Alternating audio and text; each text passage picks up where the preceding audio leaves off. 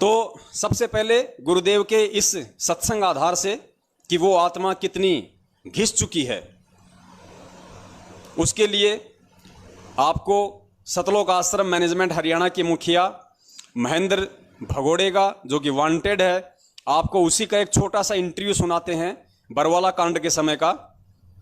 यानी बरवाला कांड हुआ 18 नवंबर 2014, उसके 2 दिन पहले यानी 16 नवंबर का ये इंटरव्यू है, जब आश्रम के चारों तरफ 20-25 हजार पुलिस फोर्स थी। आश्रम के अंदर किसी को जाने नहीं दिया जा रहा था, ना कोई बाहर निकल रहा था। भक्तों को इन्होंने कमांडो बना के वहां पे सैनिक के रूप में खड़ा कर रखा था। तो एक एबीपी न्यूज वाला आया और उसने महेंद्र का इंटरव्यू लिया। महेंद्र उस समय बाहर खड़ा था और महेंद्र से उसने पूछा कि आप पुलिस प्रशासन को अंदर क्यों नहीं जाने दे रहे, आप इनको रोक क्यों रहे हैं? तो महेंद्र ने कहा कि संत रामपाल जी महाराज जी अंदर है ही नहीं आश्रम में, उनको तो हमने स्वास्थ्य इलाज के लिए परसों ही हॉस्पिटल में बाहर शिफ्ट कर दिया। इतनी बड़ी महाझूठ उस व्यक्ति ने बोली जो ये कहता है कि मुझे तो सारे नाम मिल चुके हैं। यानी गुरुजी तो संध्या आरती में कहते हैं कि भगत को हमेशा सत्य भाषण करना चाहिए, भगत को हमेशा सच बोलना चाहिए। तो इसने पूरी दुनिया के सामने वहां पे झूठ बोला लाइव में कि संत रामपाल जी महाराज आश्रम में नहीं है, जबकि 18 तारीख को परमात्मा, सबको पता है कि 19 तारीख को परमात्मा उसी आश्रम से पुलिस वालों के साथ में गए थे फिर चंडीगढ़। तो सुनिए इसका इंटरव्यू, और ये इंटरव्यू सुन के आप जी स्वयं ये निर्णय करना कि ये महेंद्र जी ये परमेश्वर के उस सत्संग आधार से ये कितने घिस चुके हैं। अगर ये भी नहीं घिसे हैं तो जाहिर सी बात है फिर आप लोगों को जो फर्जी सार नाम दिया जा रहा है वो आपको मूर्ख बनाया जा रहा है। तो महेंद्र जी से आप अपना आकलन कर लीजिए कि जिन लोगों ने वर्तमान में ये फर्जी सार शब्द देने का ठेका ले रखा है, जो फर्जी सार शब्द दे रहे हैं, तो देने वाला व्यक्ति कितना अधिकारी होगा, देने वाला तो कितना परमेश्वर के ज्ञान पे आरूढ़ होगा, देने वाला तो कितना बड़ा भगत होगा, वो तो कितना घिस चुका होगा। तो देखिए इनकी घिसाई कहां तक हुई है। हमारे साथ संत रामपाल जी के भाई महेंद्र दास जी मौजूद हैं। इनसे जानेंगे, महेंद्र दास जी, अचानक से हालात काफी बिगड़ते नजर आ रहे हैं, तो ऐसे तो काफी नुकसान होने की आशंका है। ऐसा है, हम तो शांतिपूर्ण तरीके से बैठे हैं, अपने आश्रम के अंदर हैं और ये बल प्रयोग करना चाहते हैं, हम नाजायज तक। हम तो शांतिपूर्ण तरीके से बैठे हैं, अपने आश्रम के अंदर हैं और ये बल प्रयोग करना चाहते हैं, हम नाजायज तंग कर रहे हैं। लेकिन आश्रम के लोग भी जैसे टकराव की स्थिति में नजर आ रहे हैं, तो क्या कोई बीच का रास्ता नहीं निकल सकता? बीच का तो ये है कि माननीय न्यायाधीश को चाहिए कि अपने विचार करे। हमको डकैत नहीं है, इतना बड़ा ये केस नहीं है, एक कोर्ट की अवमानना केस उन्हें खुद बनाया, खुद सुन रहे हैं, इसमें न्याय की उम्मीद है। लेकिन जिस तरह से पुलिस कह रही है यहाँ तो गिरफ्तारी करनी पड़ेगी क्योंकि हाई कोर्ट के आदेश हैं, तो क्या संत रामपाल आत्मसमर्पण कर सकते हैं? अब वो यहाँ है ही नहीं, स्वास्थ्य इलाज करवा रहे हैं, बाहर गए, बाहर शिफ्ट कर दिया हमने परसों। एक सबसे बड़ा सवाल यही है कि आपका कहना है कि संत रामपाल आश्रम के अंदर मौजूद नहीं है। अगर संत रामपाल आश्रम के अंदर मौजूद नहीं है तो क्यों फिर पुलिस को रोका जा रहा है? पुलिस अगर जाकर के चेक करती है संत रामपाल नहीं होंगे तो पुलिस वापस चली जाएगी। क्योंकि यहाँ कल एसडीएम ने और डीसी ने बताया, एसडीएम आदेश पड़ रहा था कि हमने इसको सील कर लिया है, नाजायज तरीके से सील करने के आदेश दिए, अपने आश्रम को नहीं छोड़े, आश्रम की सुरक्षा के लिए बैठे अब। ठीक है जी, ओके। तो ये थे महेंद्र दास, संत रामपाल के भाई हैं और जो आश्रम के प्रवक्ता राज कपूर ने हमसे बात की। इनका कहना है कि आश्रम के लोग किसी भी हाल में पीछे नहीं हटेंगे, यानी कि अगर पुलिस आगे जाएगी तो इनका कहना है कि यह लोग अपनी जान तक देने के लिए तैयार हैं। यानी कि सीधा सीधा कह सकते हैं कि टकराव की स्थिति यहाँ पर पैदा हो चुकी है। तो पुण्यात्माओं, परमात्मा कहते हैं हाथ कंगन को आरसी क्या और पढ़े लिखे को फारसी क्या। सबूत आपके सामने है। जो व्यक्ति संत रामपाल जी महाराज जी का अपने आप को भाई बताता है और कहता है कि मैं उनका सबसे पुराना भगत हूं, मेरे को सारे नाम मिले हुए हैं, सारे शब्द मिले हुए हैं, और उसके बाद जो आदमी पूरी दुनिया के सामने लाइव महाझूठ बोल रहा है कि संत रामपाल जी महाराज जी तो आश्रम में है ही नहीं, हमने तो परसों ही उनको शिफ्ट कर दिया, जबकि पुलिस ने 10 दिन से धारा 144 लगा रखी। 20,000 पुलिस वाले वहां पड़े हुए थे रात दिन। चिड़ी का बच्चा आश्रम से बाहर नहीं निकल सकता। और ये महाजूठा व्यक्ति पूरी दुनिया के सामने कह रहा है कि हमने तो परसों ही उनको बाहर हॉस्पिटल में शिफ्ट कर दिया। तो पुण्यात्माओं, ये खुद कितना घिस चुका है। ये खुद परमेश्वर के ज्ञान आधार से दास को तो लगता है कि अभी तक ये प्रथम नाम के लायक भी नहीं है, इसको प्रथम नाम मिले उस लायक भी नहीं है। और जो भेड़ बकरियां इन ऐसे लोगों से सार शब्द लेने की सोच रही हैं, फर्जी सार शब्द लेके सतलोक का टिकट पक्का करने की सोच रही हैं, वो संभल जाएं, समय रहते। इसी में फायदा है। इसीलिए आप लोगों को हमारी वीडियो नहीं देखने दिया जाता, क्योंकि अगर हमारी वीडियो देख लोगे तो आप सच्चाई से परिचित हो जाओगे और आपको भेड़ और भेड़ियों की पहचान हो जाएगी और आप कभी भी इन लोगों के झांसे में नहीं आओगे, इनको ज्योति पाठ और दान का पैसा नहीं दोगे। इसलिए अपने उस धार्मिक धंधे को डूबता हुआ देखकर इन लोगों ने 70% संगत के दिलो दिमाग में भय बैठा रखा है कि पवन दास के जो वीडियो देख लेगा वो गुरुद्रोही हो जाएगा, उसका नाम खंड हो जाएगा। कहां से ये लोग ऐसी मनगढ़ंत परिभाषा लेके आए हैं नामखंड होने की, परमात्मा जाने। तो पुण्यात्माओं, वही बात है, गुरुजी कहते हैं कि जो एक सफल व्यापारी होता है उसको अगर 100, 150, 200 बाजरे की या गेहूं की बोरियों का व्यापार करना होता है तो वो गोदाम में रखी हुई 500 बोरियों को चेक नहीं करता। गुरुजी कहते हैं वो एक छोटी सी परखी होती है लोहे की, वो 2-4 गोदाम में रखी हुई जो बोरियां होती हैं उनमें वो परखी मार के चेक कर लेता है और कुछ दाने कुछ बोरियों के चेक कर लेता है। उसको मालूम पड़ जाता है कि बाकी बोरियों में कैसा माल है, बाकी बोरियों में कौन सी क्वालिटी का गेहूं है। तो पुण्यात्मा, ये सबसे बड़ी बोरी थी जो आपको मैंने दिखाई, एक छोटी सी एक परखी आपको मार के दिखाई है इस महेंद्र भगोड़े रूपी बोरी में। और जब ये बोरी ही फैल हो गई, इस बोरी का गेहूं ही बिल्कुल सड़ा हुआ है, गड़ा हुआ है, उसके अंदर झूठ का गुण लगा हुआ है, तो सोचिए अब आगे मैं आपको जो परखी मार के दिखाऊंगा परमपिता परमेश्वर जी के आशीर्वाद से ऑडियो वीडियो सुनाऊंगा मैं, तो सोचिए उन बोरियों में तो कितना बदबूदार और सड़ा हुआ गेहूं जो भरा होगा, जो खाली शराब बनाने के काम आ सकता है, उससे अमृत नहीं बन सकता। और फिर आप खुद निर्णय करना, जो नए भगत भाई बहन है, सत्सेवकों की बात नहीं कर रहा मैं, सत्सेवक कभी ऐसे पाखंडियों के चक्कर में नहीं आते और ना कभी आने वाले। हम सत्सेवकों की तो कोशिश है इन प्रोग्राम के माध्यम से, लाइव शंका समाधान के माध्यम से, कि हमारे बाकी भगत भाई बहन समझें और इन पाखंडियों के पाखंड में आने से बचें, और चाहे कोई नाम हो या शब्द हो उसके लिए अपने गुरुदेव पर ही आश्रित रहें, उन्हीं के आने का इंतजार करें। अब आगे आपको एक दूसरी बोरी में थोड़ी सी परखी मारते हैं और उस बोरी का नाम है नवीन सोनीपत वाला। नवीन सोनीपत वाला जो कि जितने भी स्टेट कोऑर्डिनेटर हैं एक तरीके से उन सबका बाप है, यानी जितने भी स्टेट कोऑर्डिनेटर हैं उन सबको महेंद्र से आदेश लेके जो आदेश देता है वो नवीन सोनीपत वाला है, जिसको आश्रम में प्रधान कहते थे, नवीन सोनीपत वाला। तो इस प्रधान जी के विचार सुन लीजिए, इस बोरी में कौन सी क्वालिटी का गेहूं है वो भी आप देख लीजिए। इन्होंने दास के ऊपर एक छोटी सी वीडियो बनाई थी 2 घंटे की। उस वीडियो में इन्होंने एक जगह कहा है, इन्होंने साबित कर दिया कि मुझ नवीन दास को भक्ति मार्ग का मुझे कितना ज्ञान है, मैं कितना गुरुदेव को समझ पाया हूं, मैं कितना गुरुदेव के भक्ति मार्ग को समझ पाया हूं, ये कह रहा है। और वो भी गुरु जी का नाम लेके कह रहा है। इस मूर्ख को ये भी समझ में नहीं आया कि मैं जो शब्द बोल रहा हूं वो मैं किस महापुरुष का नाम लेके बोल रहा हूं। ये महापुरुष कह रहा है कि गुरु जी कहते हैं कि जो भक्ति मार्ग होता है वो ज्ञान आधार से नहीं चलता। भक्ति मार्ग ज्ञान आधार से नहीं चलता, संत मंत ज्ञान आधार से नहीं चलता, संत मंत गुरु जी के आदेश से चलता है। अब इस नालायक को ये पूछो, इस प्रधान जी को ये पूछो कि कल को जब गुरु जी शरीर छोड़ के चले जाएंगे तब गुरु जी का आदेश कहां से लाएगा, तब कहां से गुरु जी का आदेश लाएगा, तब ये संत मंत कैसे चलेगा ज्ञान आधार से, तब कहां से आदेश लाएगा जब गुरु जी सतलोक चले जाएंगे। तो आप इनके ये प्रवचन सुनना पुण्यात्माओं, ये बोलते क्या है निकलता क्या है, इनको कुछ नहीं पता होता जब ये वीडियो बनाते हैं हमारे खिलाफ कि हम क्या बोल रहे हैं, उसका क्या मतलब है, वो क्या है क्या नहीं है। बस इनको तो बोलने से मतलब है कि भेड़ बकरियों के आगे चाहे कुछ भी डाल दो, उनको तो खाने से मतलब है।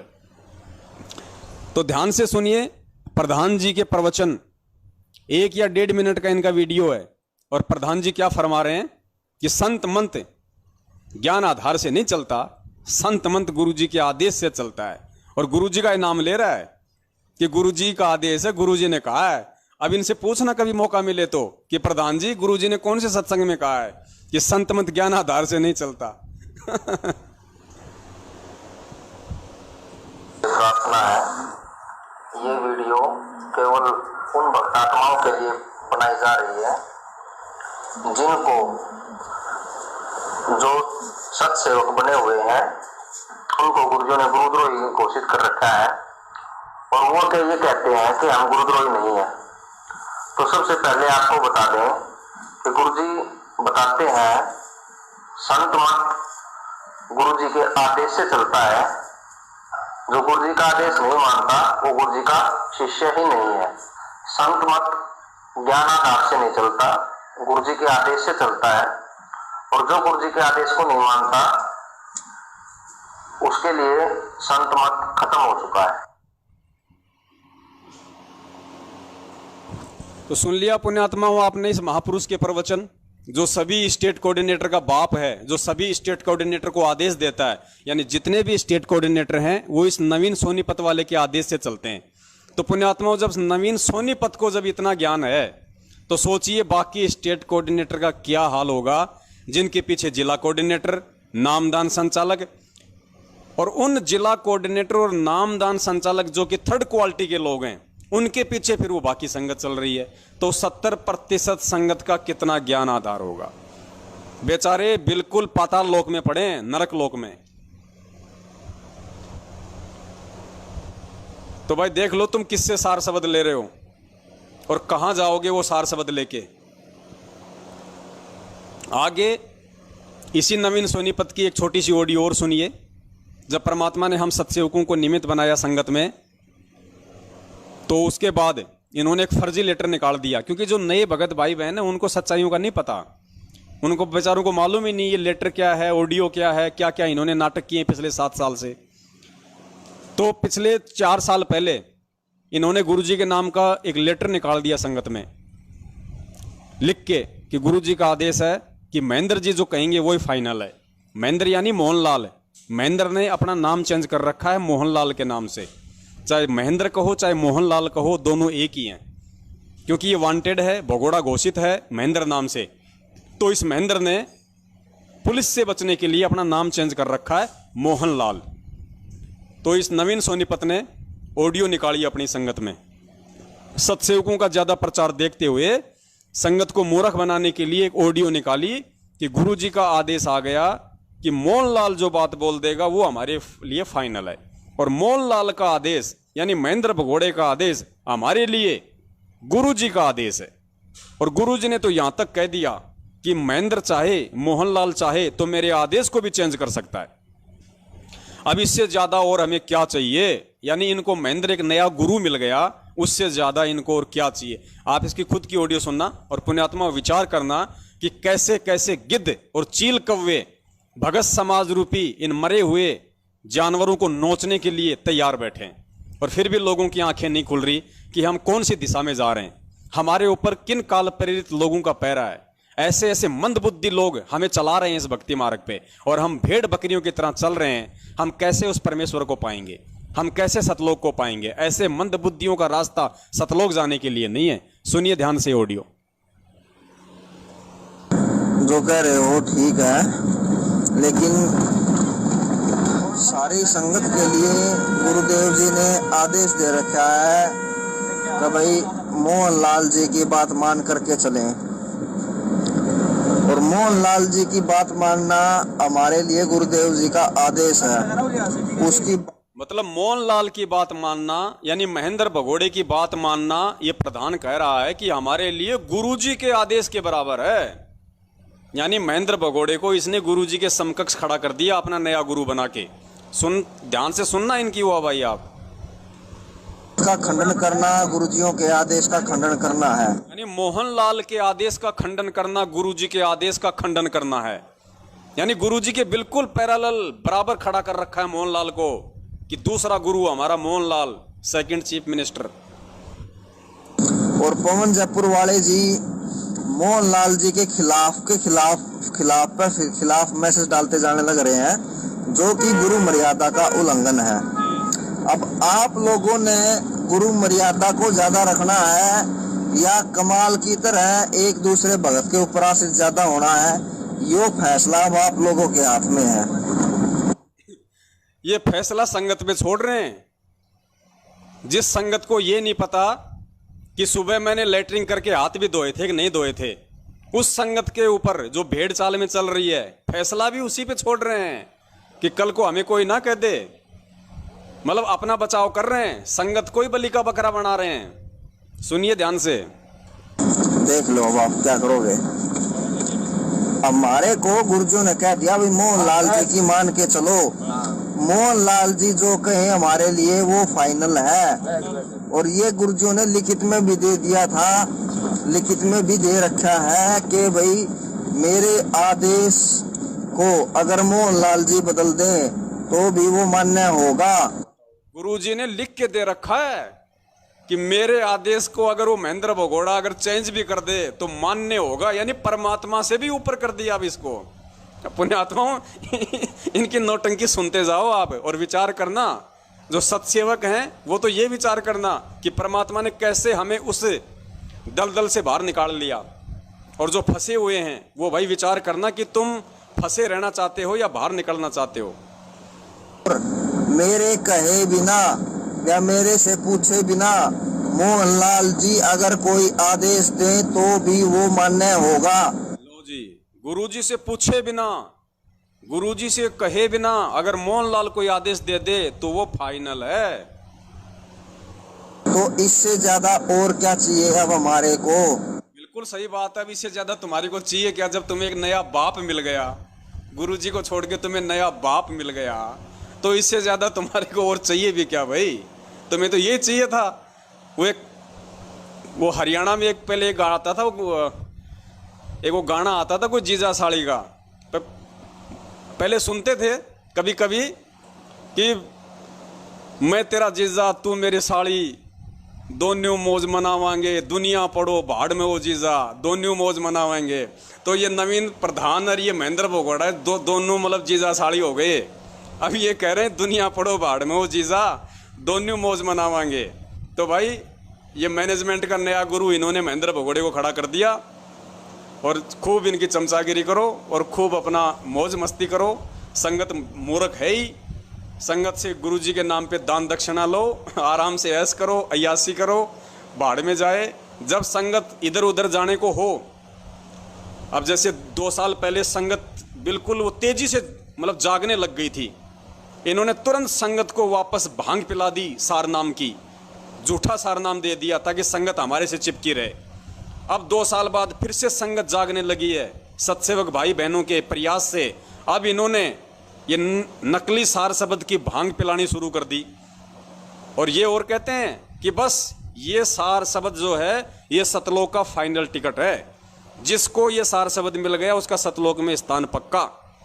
अब बताओ, अब जो मंदबुद्धि होंगे वो फिर इनके पीछे लग जाएंगे।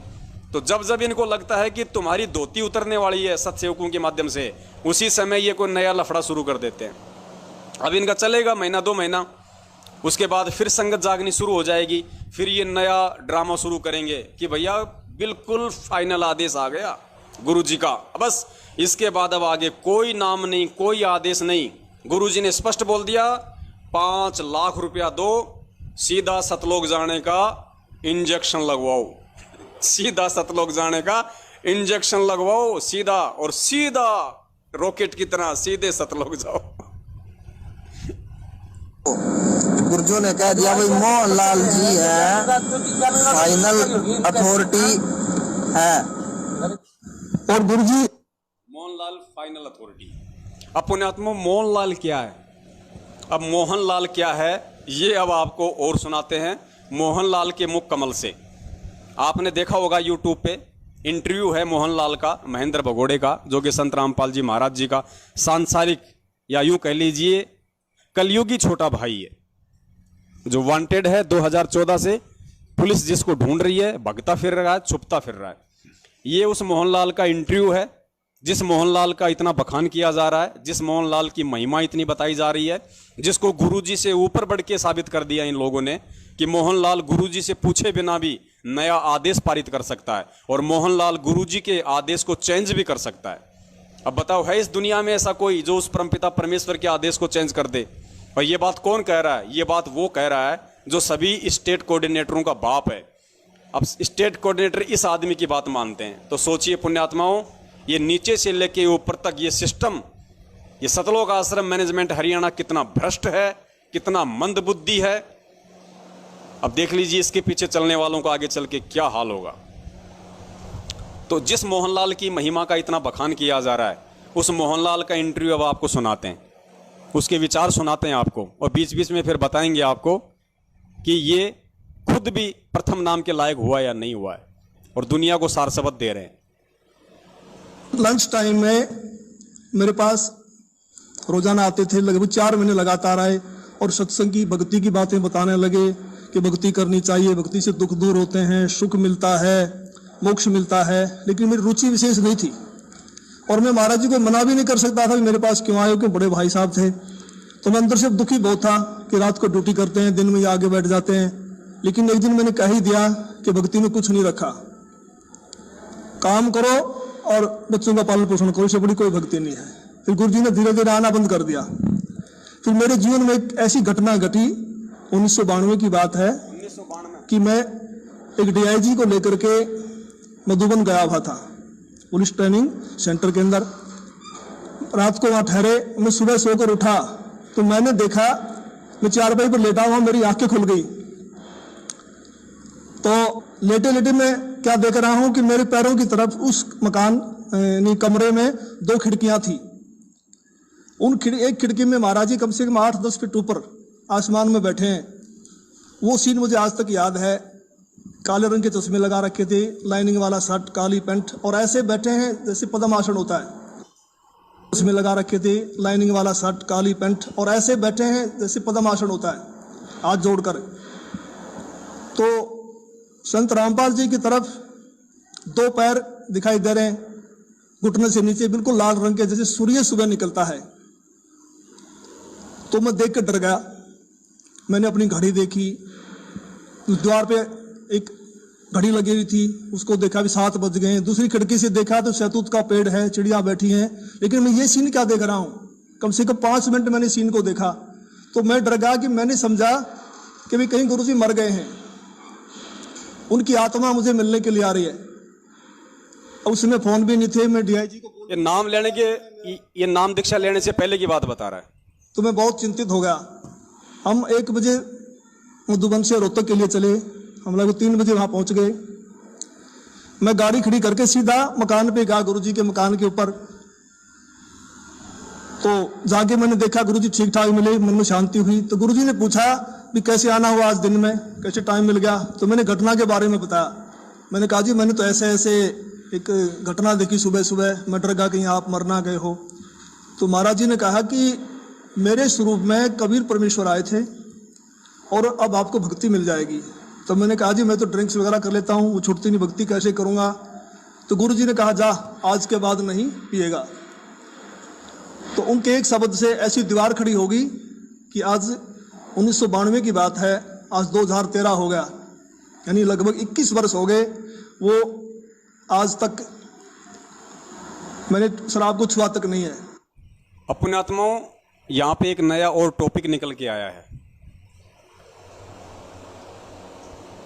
ये अपनी राम कथा बता रहा है नाम दीक्षा लेने से पहले की, क्योंकि इसके पास में गुरुजी जाया करते थे इसके कमरे पे, क्योंकि उस समय गुरुजी की भी हरियाणा के रोहतक में ही पोस्टिंग थी JE की, और ये भी हरियाणा के रोहतक में ही, ये पहले हरियाणा पुलिस में था, ये ड्राइवर था और ये DG की गाड़ी चलाया करता था, ये महेंद्र भगोड़ा। तो ये इसकी ड्यूटी भी वही थी हरियाणा में, रोहतक में। तो गुरुजी क्या करते थे, बीच बीच में लंच टाइम में इसके पास जाया करते थे इसको समझाने के लिए। और इसकी रुचि थी नहीं भक्ति में।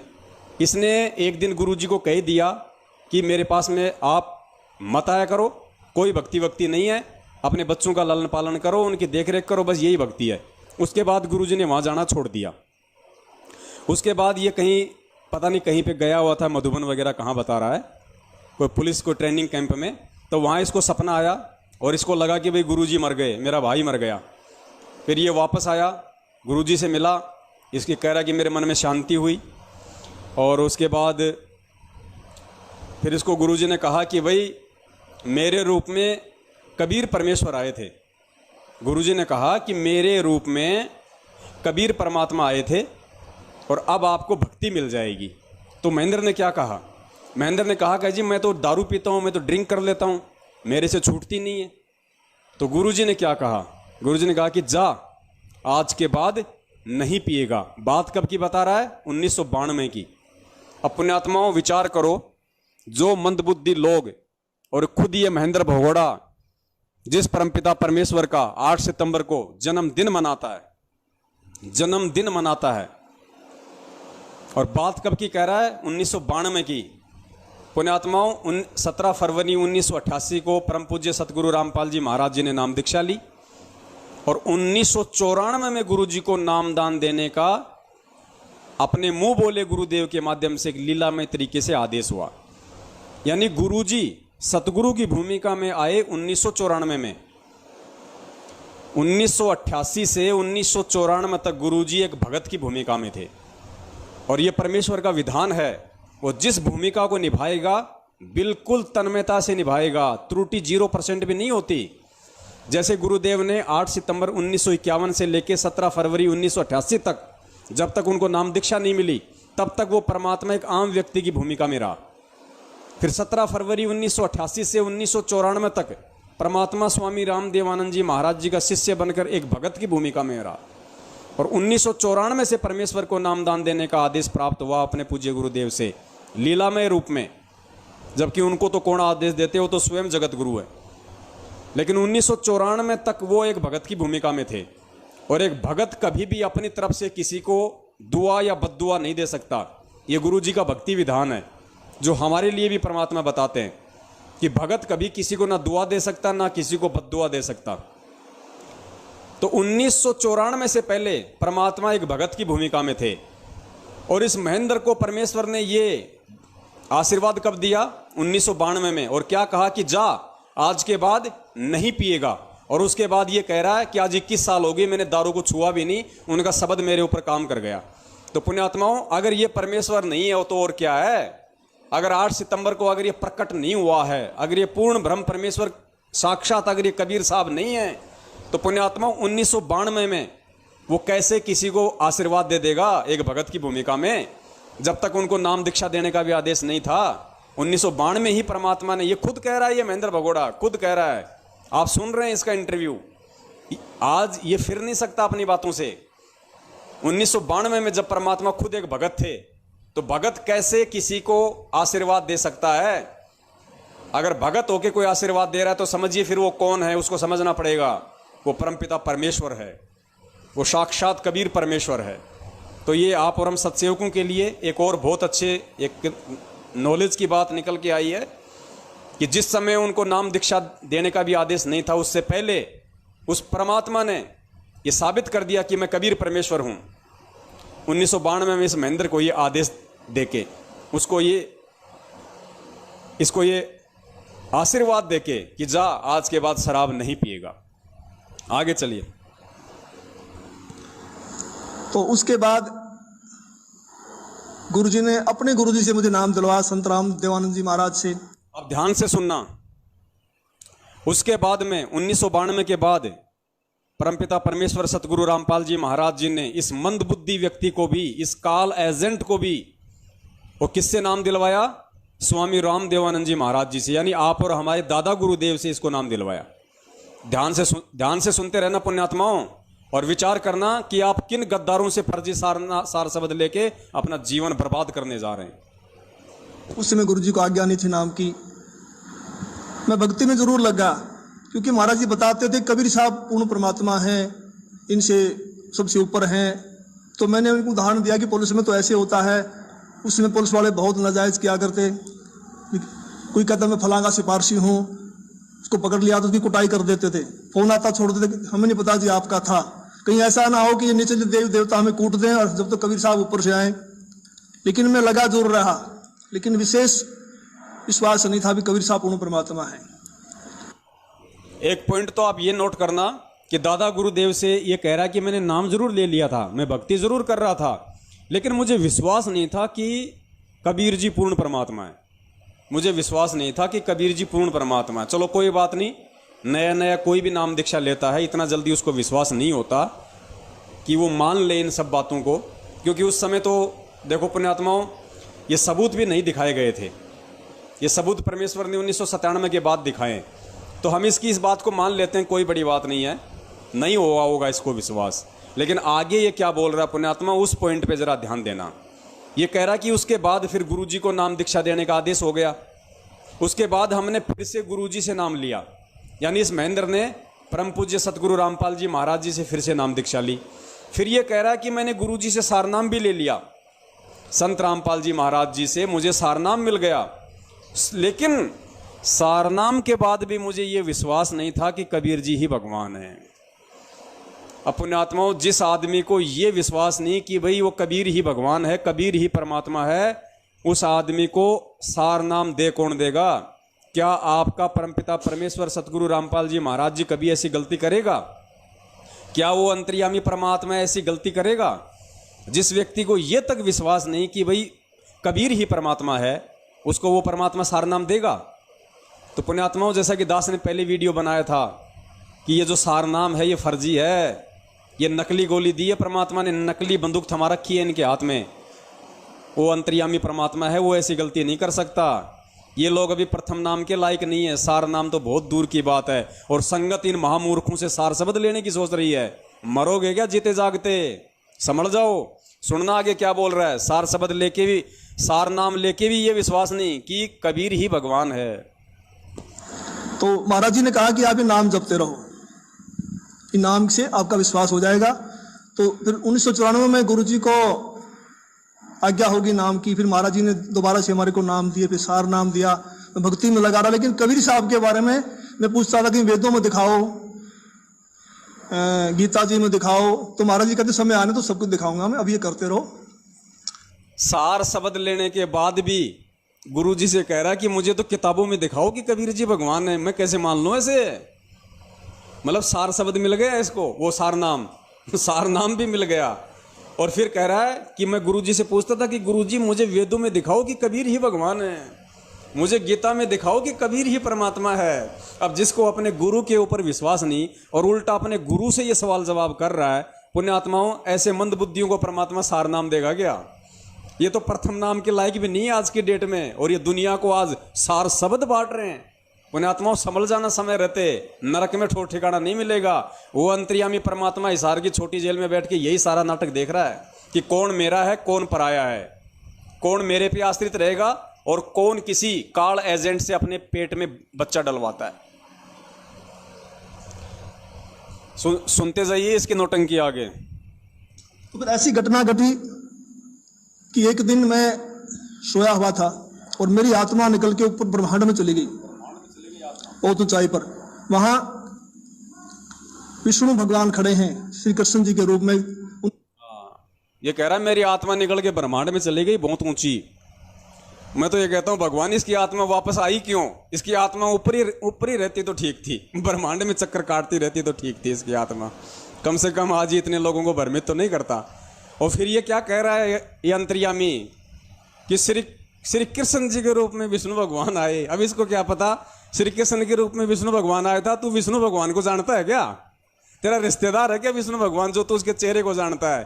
कि कितने प्यार से कह रहा है कि श्री कृष्ण के रूप में विष्णु भगवान आए।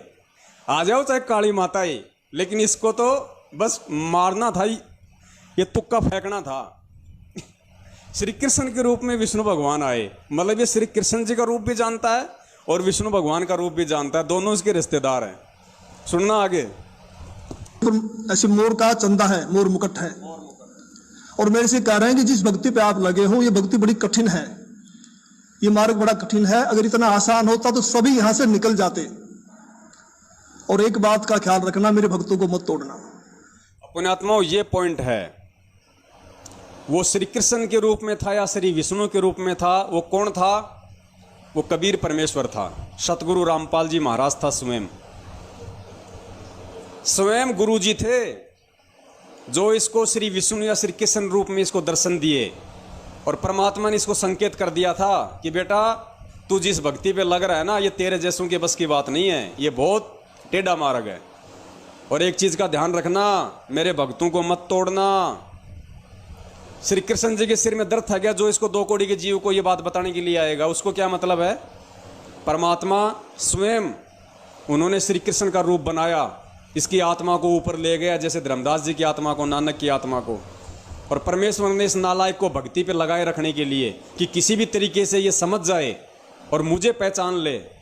भगवान ने तो कम से कम मुझे अपना गुरु ही मान ले और ये भक्ति पे लग जाए। तो खुद वो सतगुरु रामपाल जी महाराज, वो पूर्ण परमात्मा कबीर साहब, क्योंकि सारनाम लेने के बाद भी, आगे आप इसका इंटरव्यू सुनना पुण्यात्माओं, सारनाम लेने के बाद भी इसकी आस्था श्री विष्णु में थी, श्री कृष्ण भगवान को ही ये मानता था ज़्यादा। इसलिए परमात्मा ने उसी रूप में आके इसको दर्शन दिए और कहा कि बेटा जिस मार्ग पे चल रहा है बहुत टेढ़ा है, तेरे बस की बात नहीं है, और ध्यान रखना मेरे भक्तों को मत तोड़ना। सुनना पुण्यात्माओं आगे। जैसे मेरी आत्मा, मेरा सूक्ष्म शरीर मेरे शरीर में आया तो मेरी आंख खोली तो मेरा सारा शरीर पसीने से भीगा हुआ था, और मैं बिल्कुल सर्दी का महीना था, मैंने कपड़े चेंज किए पसीना पोंछकर, और मैं सुबह उठ करके अपनी ड्यूटी पे आया तो महाराज जी से मुलाकात हुई। मैंने महाराज जी को बताया कि ऐसे ऐसे घटना घटी रात को। तो महाराज जी ने कहा कि आपको विश्वास नहीं हो रहा था कबीर साहब के बारे में, और आप कृष्ण जी को ज्यादा मानते थे, इसीलिए आप कृष्ण जी को ज्यादा मानते थे। गुरुजी ने क्या कहा कि आपको विश्वास नहीं हो रहा था कि भाई वो कबीर ही भगवान है, और आप श्री कृष्ण जी को ज्यादा मानते थे, इसलिए श्री कृष्ण जी के मुख से ही परमात्मा ने कहलवा दिया। बताओ पुण्यात्माओं, सारनाम लेने के बाद भी जो श्री कृष्ण जी को ज्यादा मान रहा है उस कबीर भगवान से, तो पुण्यात्माओं विचार करो क्या गुरु जी ने अभी तक इन लोगों को असली सार नाम दिया है? अभी तो इनको असली सार नाम ही नहीं दिया। सार शब्द तो कोसों दूर की बात है। तो गुरु जी कह रहे कि तेरी आस्था उस कबीर परमात्मा से ज्यादा श्री कृष्ण में है, इसलिए कि ताकि तेरे को विश्वास हो जाए, क्योंकि मेरी बात तो तू मानता नहीं। अगर अपने गुरु की बात मानता तो परमात्मा क्यों श्री कृष्ण के रूप में आके बोलता? तो ये परम पूज्य सतगुरु रामपाल जी महाराज जी को ना तो ये महत्व दे रहा था उनसे सार नाम लेने के बाद भी, ना ये उनकी बातों पे यकीन करता था। भाई गुरुजी ने तो पहले इसको बोल ही दिया था, जब ये कहता था कि गुरुजी भले मुझे सार नाम मिल गया लेकिन मुझे विश्वास नहीं है कि जो है कबीर जी भगवान है, मुझे तो वेदों में दिखाओ, मुझे तो उसमें दिखाओ। तो गुरुजी ने कहा कि आप भक्ति पे लगे रहो, समय आने पे दिखाएंगे। लेकिन इसको नहीं विश्वास था। तो एक दिन कह रहा कि मेरी आत्मा ऊपर चली गई, ऐसे ऐसे श्री कृष्ण जी आए विष्णु रूप में। फिर इसने सारी बातें गुरुजी को बताई। तो गुरुजी ने कहा कि आपको विश्वास नहीं हो रहा था कि भाई कबीर ही भगवान है, और आपकी आस्था श्री कृष्ण में ज़्यादा थी, इसलिए श्री कृष्ण रूप में, इसलिए श्री कृष्ण जी से ही परमात्मा ने ये कहलवा दिया।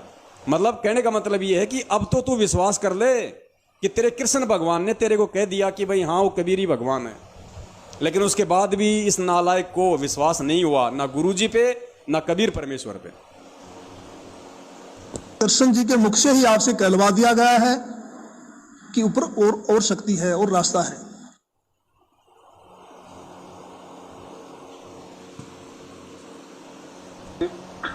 तो सुना आपने पुण्यात्माओं इस महापुरुष का ये इंटरव्यू। हम सत्सेवकों को तो समझ में आ ही रखी है, हमने तो बहुत सुन रखे हैं ये इंटरव्यू इसके। ये उन नए भगत भाई बहनों के लिए है जो लाइव प्रोग्राम देख रहे हैं, और जो इनके फर्जी सार शब्द के झांसे में आने वाले थे वो समझें इन सब बातों को। पुण्यात्माओं, ये साध संगति का यही मतलब है, ये कोई मनोरंजन के लिए नहीं है। आप लोगों को आगाह किया जा रहा है, और ये आगाह हम नहीं कर रहे। हम कौन होते आगाह करने वाले? हम तो उस परम पिता परमेश्वर सतगुरु रामपाल जी महाराज जी के कुत्ते हैं, हम उसके संदेश वाहक हैं, हम उनके मैसेंजर हैं। संदेशा पहुंचा रहे हैं, साथ में आपको सबूत दे रहे हैं, आपको ये प्रमाण दे रहे हैं। इससे बढ़कर और क्या दिखाएं? हनुमान जी तो है नहीं जो आपको सीना फाड़ के दिखा देंगे अब आगे। ये अब समझना आपने खुद ने पड़ेगा। अब आगे चलिए, इसी महेंद्र का एक और आपको इंटरव्यू सुनाते हैं छोटा सा, जो मुझ पवन दास के साथ इसकी वार्ता हो रही है। और दास ने क्या किया, दास ने आज से 4-5 साल पहले ऐसी कोई जिक्र हो गया था, मैंने हिसार जेल में मंजू के माध्यम से, क्योंकि उस समय मंजू सतलोक आश्रम मैनेजमेंट हरियाणा के खिलाफ थी, इस महेंद्र के खिलाफ थी जो गुरुजी की बेटी है। तो गुरुजी की बेटी के माध्यम से मैं कोई प्रार्थना हिसार जेल में मेरी लगवा रहा था, तो इसको मालूम पड़ गया उस बात का, तो इसने मेरे को फ़ोन किया और इसने मुझे फ़ोन करके कहा कि मुझे पता चला है कि ऐसे ऐसे तुम जेल में गुरुजी से प्रार्थना लगवा रहे हो। ध्यान रखना, गुरुजी से प्रार्थना होने के बाद भी मेरी मंजूरी ज़रूरी है। यानी ये महापुरुष कह रहा है कि हिसार जेल में संत रामपाल जी महाराज जी से अगर तू प्रार्थना लगवाएगा और वहाँ से तुझे कोई आदेश मिलेगा, वो आदेश मिलने के बाद भी उस आदेश को तू तब तक नहीं काम मिलेगा जब तक कि मैं अपनी तरफ से मंजूरी ना दे दूँ। मतलब गुरुजी से भी बढ़ के अपने आप को ये मान रहा वर्तमान में। ये इसके शब्द हैं। अब ये इन शब्दों से मुकर नहीं सकता, ये रिकॉर्ड हो गया, ये मुकर नहीं सकता। ये काल के एजेंट साबित हो चुके हैं ये लोग। जो व्यक्ति ये कह दे अपने गुरु के विषय में, एक भगत होकर अपने गुरु के विषय में कोई ये कह दे कि भैया गुरुजी से प्रार्थना होने के बाद भी मेरी मंजूरी जरूरी है, तभी वो प्रार्थना काम करेगी, तो पुण्यात्माओं आप जी समझ सकते हैं खेल क्या चल रहा है काल भगवान का, आप लोगों को कहां लेके जाया जा रहा है। सुनिए। तो कौन सी बोल रहे हैं क्या? हाँ जी, मैं मोहल्ला बोल रहा था, कैसे हो? जी भगत जी। हेलो। हाँ जी भगत जी बताएं। हाँ कैसे हो, ठीक हो? दया भगत जी परमात्मा की। हाँ है ना? ना, ऐसा नहीं ना जैसे आप कहते हो, मैंने सुना था आपका व्हाट्सएप का वो रिकॉर्डिंग है जी। मैं इतनी बार को दोबारा प्रार्थना कराऊंगा, प्रार्थना के बाद भी मेरी मंजूरी जरूरी है। किसी प्रकार की प्रार्थना है वो, गुरु जी का आदेश है, मेरे से सगुण प्रार्थना होगी। भगत को फाइनल आदेश गुरुजी का, कि गुरुजी का आदेश है, किसी भी प्रकार की गुरुजी से प्रार्थना हो उसके बाद में मेरी मंजूरी जरूरी है। तो पुण्यात्माओं, जो व्यक्ति अपने गुरु के विषय में ये शब्द बोल दे कि गुरु के आदेश के बाद भी मेरे मंजूरी जरूरी है, तो वो तो अपने आप को भगत होने के बावजूद अपने गुरु से ऊपर साबित कर चुका है। ये तो गुरु से ऊपर हो गया। जब गुरु से प्रार्थना होने के बाद भी इसकी मंजूरी जरूरी है, तो फिर गुरु जी कौन हुए? ये तो गुरु का भी गुरु हो गया, ये तो संत रामपाल जी महाराज जी का भी गुरु हो गया, जो उनके आदेश के बाद भी इसकी मंजूरी जरूरी है। तो पुण्यात्माओं विचार करो, अब इससे बढ़ के प्रमाण आपको दुनिया में कहीं नहीं मिलेंगे कि वर्तमान में इस धरती पे अगर कोई काल भगवान का जीता जागता रूप है तो सतलोक आश्रम मैनेजमेंट हरियाणा है। जी दास मतलब कहाँ प्रार्थना कराएगा, किससे कराएगा? वो तो जब भगत जी इतनी बातें बोल रही थी तो जो हमारे दास ने उनको बोली ये बात। आपको मैं क्या कह रहा हूँ, मैं आपको कह रहा हूँ, मैं उनको बोलूंगा अपने नवीन को भी मैसेज कराने उसको भेजो और आप भी करो, ठीक है ना? लिंक बना रहा आपका सारा। बिल्कुल भगत जी वैसा ही होगा। फोन से मिल मिलाप रखो, मिलकर चलो सारे।